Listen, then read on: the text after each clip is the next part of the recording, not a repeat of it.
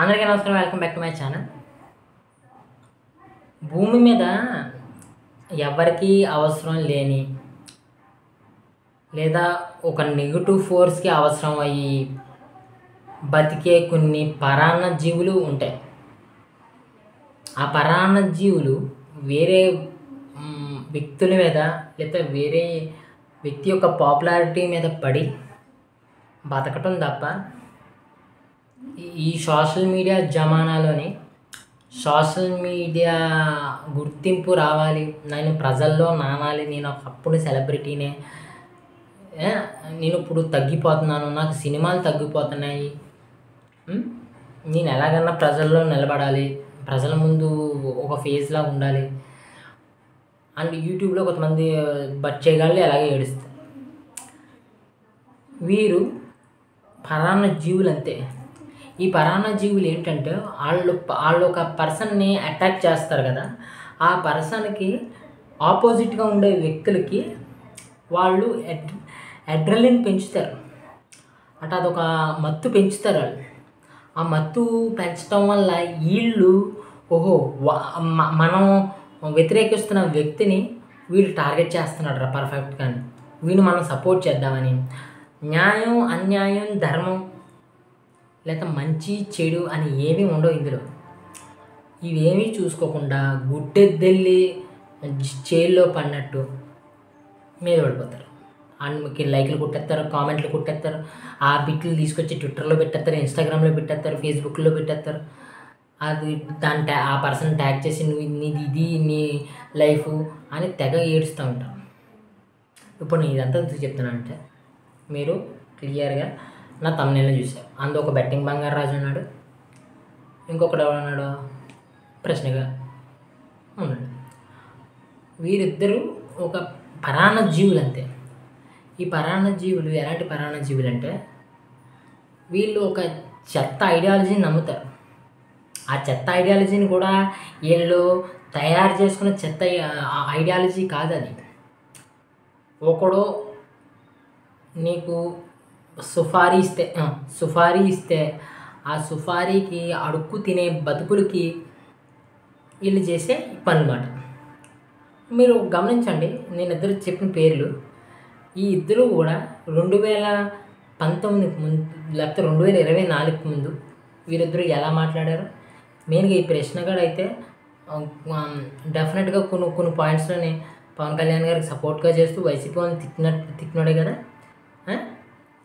ఈయన కూడా పొగిడినోడే కదా. ఇందులోని ముందుగానే ఈ ప్రశ్నగడికి ఒక కౌంటర్ ఇద్దాం. ఈ వేస్ట్ ఫెలో కూడా అర్థం చేసుకోవాలా, లేకపోతే వీడికి ఒక రంగు కలర్దాలే ఉన్నాయి అని మనం అందరం అనుకోవాలా. ఎందుకంటే వీడు ఏమంటాడు, సంవత్సరంగా ప్రజల మధ్య లేడు, 5 సంవత్సరాల క్రితం వచ్చిన సినిమాని రిలీజ్ చేసి 10 రోజులుగా ఆ సినిమా మీద కూర్చున్నాడు, ఎప్పుడూ లేని విధంగా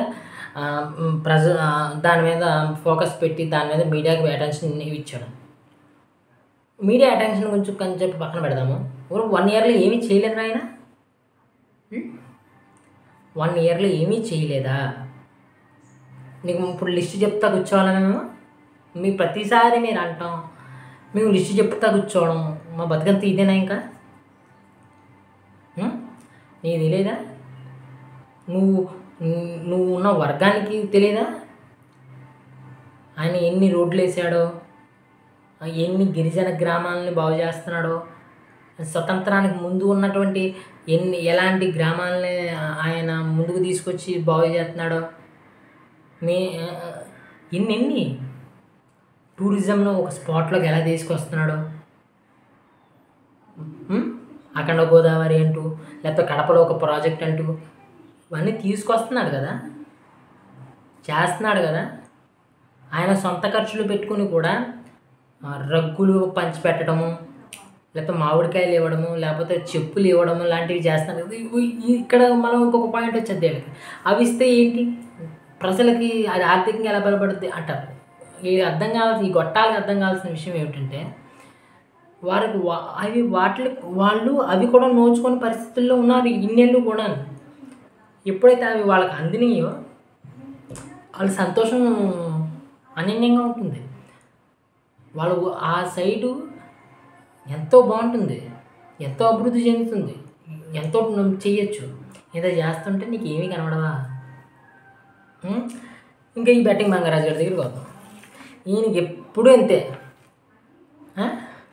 ఈయన ఎప్పుడు పొగడలేదు, ప్రీ రిలీజ్ ఈవెంట్లో పొగడటం ఏంటి అంటున్నాడు. ఈయన గారు ఎప్పుడు పొగడలేదు. మా మా ఎలక్షన్స్కి ఈయన పోటీ చేస్తున్నప్పుడు టీవీల్లో కూర్చుని చిరంజీవి గారిని, పవన్ కళ్యాణ్ గారిని పోగిన విధానం ఏమిటి? వకీల్ సాబ్ సంబంధించిన దాంట్లో ఒక ఇంటర్వ్యూలో పోగిన విధానం ఏంటి? ఇప్పుడు ఎలివేషన్స్ వేసేసుకుంటే ఈయన గారికి నొప్పి వచ్చేసింది. ఏం బతుకంటున్నాను? టికెట్ రేట్లు ఎందుకు పెంచుకున్నారు? మీ టికెట్ రేటు ఏ సినిమాకి పెంచుకోలేదా? ఈ సినిమాకి పెంచారా? ఈ సినిమాకి ఇంకా 600, 1000, 1200 అయిన రేట్లు లేవా? లేవా అంటున్నాను. మోసపోయిన ఫ్యాన్సా? మోసపోయిన ఫ్యాన్స్ ఏంటి? ఆయన మోసం చేయాల్సిన అవసరం ఏముంది? ఆయన ఫ్యాన్స్ ఎలా అంటాడో తెలుసా నీకు అసలు? ఒకసారి హైదరాబాద్ నుంచి ఆంధ్రప్రదేశ్కి వస్తున్నప్పుడు పోలీసులు అడ్డుకోవాలని చూస్తే అక్కడ వచ్చినటువంటి బళ్ళు వేసుకుని వచ్చినటువంటి వీడియో చూసి నువ్వు గమనించుకో ఆయన ఫ్యాన్స్ ఎలాంటి వాళ్ళు.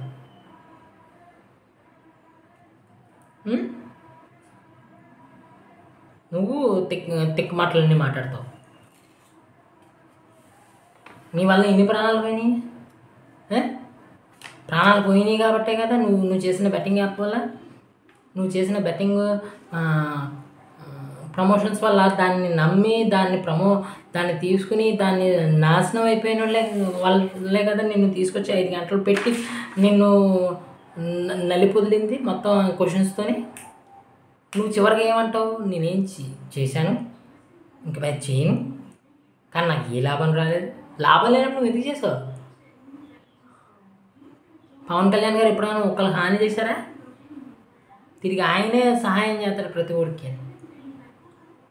మీ ప్రాబ్లం ఏంటంటే ఈ దేశంలో ఒక హిందూ మతం అనేది ఉండకూడదు, అది డిక్రీజ్ అవుతూ ఉండాలి.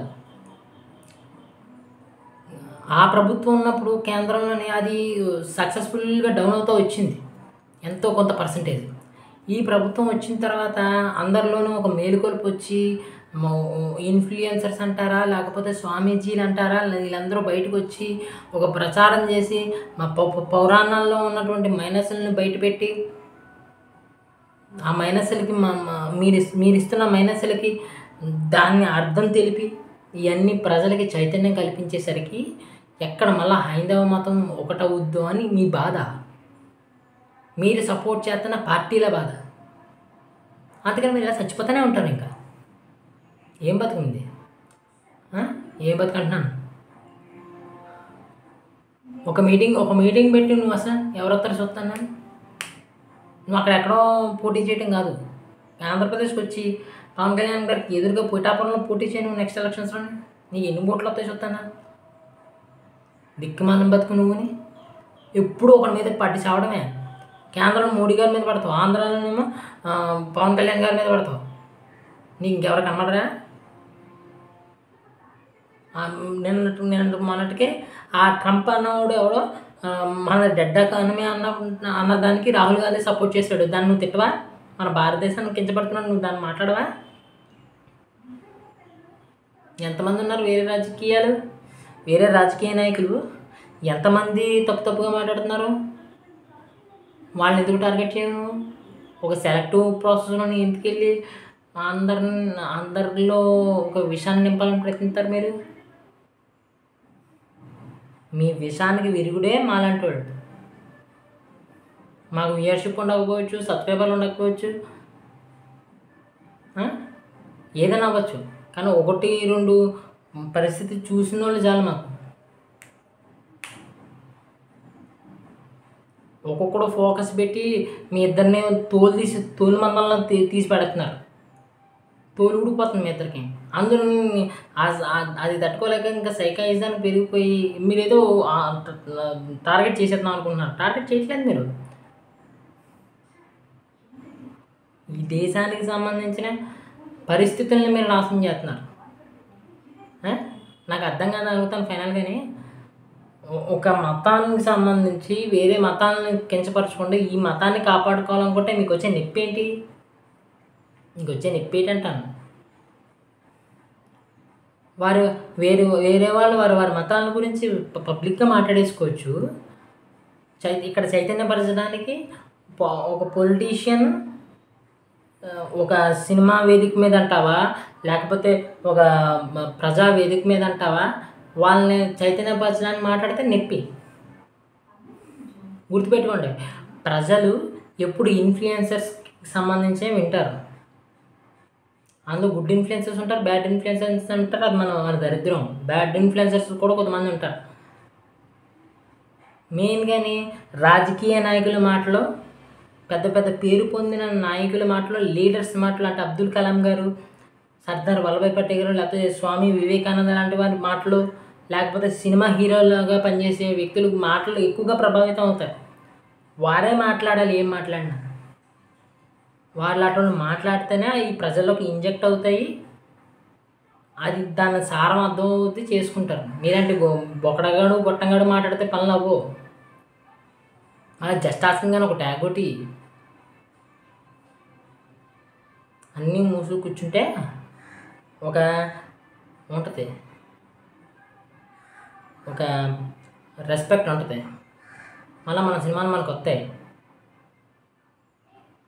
లేట్ చేసేసాడు, టైమింగ్ బాగాలేదు, నీ వల్ల ఎన్ని సినిమాలు పోయినాయి, నువ్వు ఎన్ని సినిమాలు నాశనం చేసావు, నువ్వు ఎన్నిసార్లు బ్యాన్ అయ్యావు, నీకు తెలియదా? వచ్చాడు పెద్ద పతిత్తు మాటలు వేసుకుని.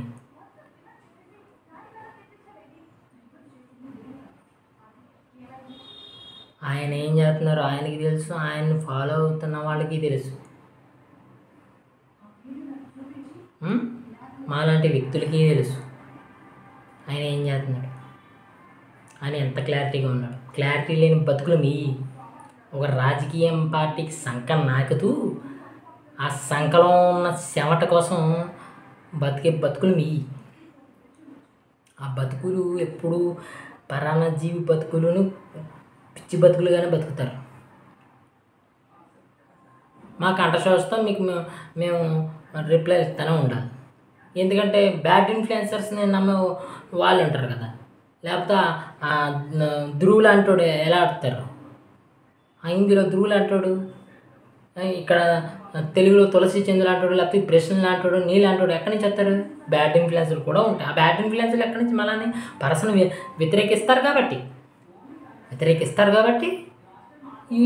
ఇది ఎక్కేస్తుంది.